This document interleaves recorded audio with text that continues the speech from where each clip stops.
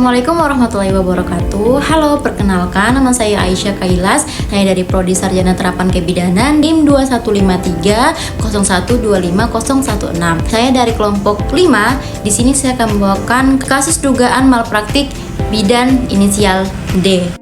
Jadi kasus ini malpraktik bidan inisial D adalah dugaan malpraktik yang terjadi di Solok Selatan, Sumatera Barat pada tahun 2015. Korban bernama Ibu Nurlen Afriani yang mengalami kematian janin setelah mendapatkan perawatan dari bidan D tersebut yang membuka praktik di apotek pribadinya. Nah, jadi selama masa kehamilan umur lebih dari 3 bulan, Nurlen mengalami flek atau pendarahan dan berobat ke bidan D tersebut yang memberikan beberapa obatan merek Dexanta, ada Sitofiplex dan vitamin yang tidak bermerek. Nah, di sini saya akan menampilkan beberapa obatnya seperti ini. Nah, jadi itu beberapa obat yang diberikan bidan D kepada korban yang bernama Ibu Nurlen Afriani. Nah, setelah itu bidan D ini menyarankan korban tidak perlu pergi ke dokter, mengaku dia lebih berpengalaman dengan menangani kasus tersebut. Padahal kondisi dari ibu ini, korban ini tidak membaik, malah memburuk dengan efek sampingnya itu seperti jantung berdebar, terus sesak nafas dan nyeri. Nah, jadi pada tanggal 6 Maret 2015, Nurlen dan suami pergi ke Padang untuk melakukan USG ke Dr. Haryadi. Nah, diketahui janin tersebut ternyata sudah mati atau meninggal dan diberikan obat pembersih atau misoprostol dan slidamycin. Jadi setelah mengetahui itu, korban dan suami melaporkan dugaan malpraktik ini ke Ombudsman Sumbar dan juga ke kepolisian. Serta kasus ini masih dalam proses penanganan Ombudsman dan telah dilimpahkan Polres Solok Selatan. Pihak Ombudsman pun telah melakukan peninjauan di tempat praktik bidan inisial D dan menindaklanjuti ke dinas setempat. Nah, seperti yang teman-teman lihat di belakang saya ini, ada jenis-jenis pelanggaran yang dilanggar oleh bidan D tersebut. Apa saja sih jenis-jenis pelanggaran itu? Nah, yang pertama ini ada pelanggaran medis atau negligence, kelalaian, di mana bidan D ini diduga tidak melakukan tindakan yang sesuai dengan prosedur atau SOP standar dalam memeriksa dan menangani kehamilan.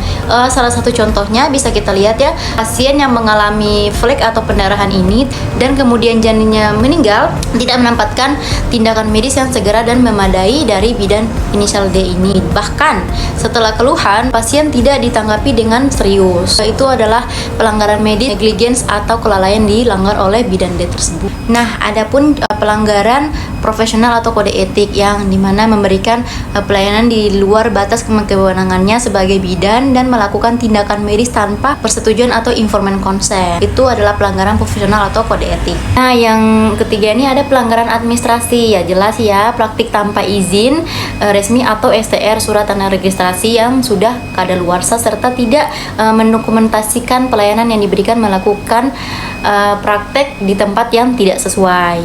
Nah, selanjutnya ada pelanggaran hukum. Ya jelas yang dilakukan oleh bidan D ini sudah melanggar hukum atau aturan-aturan dari profesi bidan, yang dimana melakukan tindakan aborsi atau ilegal, terus juga pemalsuan data medis, melakukan tindak medis yang menyebabkan cacat atau kematian karena kelalaian bekerja di luar kompeten, misalnya nih melakukan operasi kecil tanpa pelatihan yang tidak sesuai. Itu salah satu pelanggaran hukum juga. Beberapa poin yang masuk ke pelanggaran hukum. Yang kelima ada pelanggaran terhadap pasiennya. Di sini berarti tidak memberikan informasi yang cukup sebelum tindakan, memaksa pasien untuk setuju pada suatu tindakan, menolak memberikan layanan karena diskriminasi. Nah, ini kita masuk ke kode etik yang dilanggar.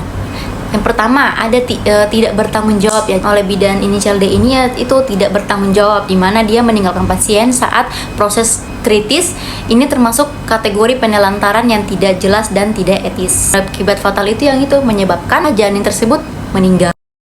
Nah, ini kita masuk ke aturan hukum yang dilanggar. Ya, pertama ada Permenkes nomor 28/2017 tentang praktik kebidanan, yang dimana bidan harus memiliki sertifikat atau sertifikat kompetensi sebagai dasar untuk memperoleh surat tanda registrasi bidan atau STRB dari pemerintah. Nah, yang kedua ini ada Undang-Undang Nomor 36 Tahun 2009 tentang kesehatan, yang dimana melanggar hak pasien atas pelayanan yang aman dan bermutu ada di pasal 5, dan membuka peluang tuntutan bagi ganti rugi yaitu di pasal 58. Nah, di pasal 58 ya, setiap orang berhak menuntut ganti rugi terhadap tenaga kesehatan dan atau penyelenggaraan kesehatan yang menimbulkan kerugian akibat kesehatan yang diterimanya.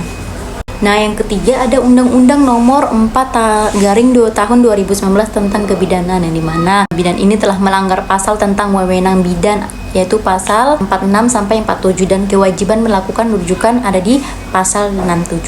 Nah, sekarang kita masuk ke apa sih yang harus dilakukan bidan agar tidak terjadi kasus tersebut. Ya, yang pertama harus bekerja sesuai kewenangannya, ya, di mana bidan ini harus mempunyai surat tanda registrasi atau STRB ini, surat tanda registrasi bidan. Nah, yang kedua ada patuhi dan etika dan aturan, ya, itu tadi. Jadi seorang bidan ini juga kita memiliki aturan atau SOP yang harus kita ikuti, tidak melanggar atau melakukan di luar kewenangan itu sudah termasuk dalam kasus ya ini malpraktik bidan ini. Yang ketiga ada komunikasi jelas dengan pasien, yaitu memberikan edukasi kepada pasien, menyampaikan dan menjelaskan kepada pasien aturan apa-apa aja nih yang harus diikuti sama pasien. Harus ada informasi yang cukup dan bisa dipahami pasien tersebut. Nah, yang keempat ada rujukan tepat waktu. Rujukan tepat waktu ini yaitu tadi seperti kasus bidan D ini, dia tidak memberikan rujukan ke rumah sakit atau dia bilang dia bisa menangani kasus tersebut atau lebih berpengalaman, padahal kan itu tidak boleh. Dia harus memberikan rujukan tepat waktu. 5 ada komunikasi efektif, ya, dimana menjadi seorang bidan juga harus belajar berkomunikasi dengan baik kepada klien atau pasien tersebut. Poin yang harus kita pahami supaya tidak terjadi kasus tersebut seperti kasus bidan D ini, yang dimana tindakan di luar kompetensi tanpa persiapan atau fasilitas memadai dapat membahayakan pasien dan berujung pada konsekuensi hukum serta etika. Maka penting bagi bidan untuk mengetahui batas kewenangan melakukan rujukan dengan tepat waktu dan menjaga profesionalisme dalam praktik kebidanan. Nah, jadi kesimpulan dari kasus bidan D ini yaitu kasus ini menunjukkan bahwa bidan D ini tidak hanya melakukan kesalahan teknis dalam penanganan medis, tetapi juga gagal menjalankan tanggung jawab sebagai seorang bidan, yaitu tanggung jawab moral dan etisnya sebagai seorang profesional. Yang dimana kombinasi dari kelalaian medis dan perilaku yang tidak etis inilah yang menyebabkan kerugian besar bagi korban. Baik, mungkin segitu yang bisa saya sampaikan dari kasus ini. Jika ada kesalahan, saya mohon maaf. Wabillahi taufiq wal hidayah. Wassalamualaikum warahmatullahi wabarakatuh. Bye-bye.